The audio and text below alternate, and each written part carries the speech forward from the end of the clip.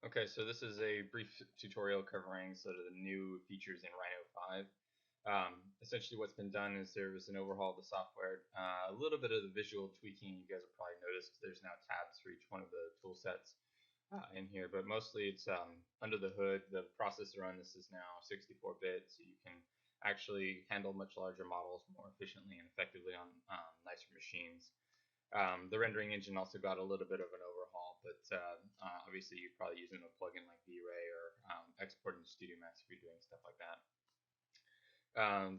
So essentially what we have here, same interfaces in Rhino 4. We have our sort of header toolbar, which is our catch-all for saving, printing, all of our zoom window tools, rendering tools, measuring tools, and then our system utilities here. We have working from simple to complex. On the modeling toolbar here, we have points, which points inform curves, curves inform surfaces, surfaces inform solids. And then we have operators that you can engage on those. So you can split, trim, explode, all the same stuff that you guys should be familiar with if you used Rhino 4 or if you've been watching some of the other tutorials in Rhino 4 at all. But we'll go over some of this other stuff as we continue to do more tutorials for this.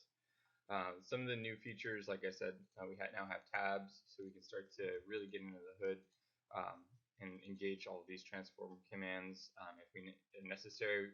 Fortunately, we still have our command line, and so you'll see that I just out of habit, because I've sort of grown up with this software, I use the command line a lot more than sort of this visual tool set. But this is nice. It gives us a framework for the students to operate within.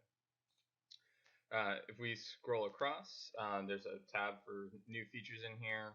One of them is actually toggling on the gumball feature.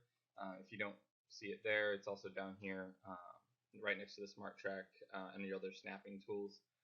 If we turn that on, we can get a 3D Studio Max-esque editor where we can grab the arrows and we can start to, or grab the wheel here and rotate the object. We can also do some scaling. And so we can start to really modify the geometries based on whatever it is. This isn't very precise, but it's obviously oriented around the object itself, not around our world coordinates. So that can be a nice feature. We'll see how useful this is. It seems like this might be more useful if you're using something like Bongo or actually trying to animate geometry relative to itself. And so it gives you a better way of positioning and working with that geometry in here.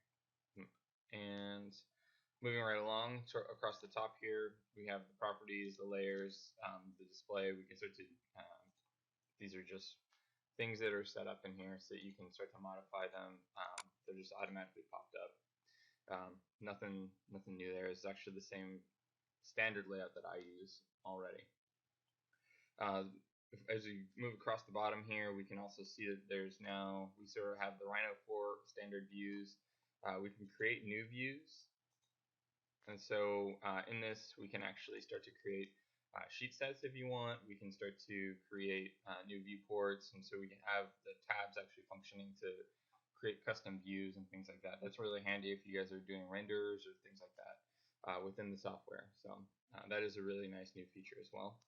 But otherwise, the software remains relatively the same. It's really nice, handles nicely. I have it open here, just a model for the sake of getting around it so we can see what it can do. But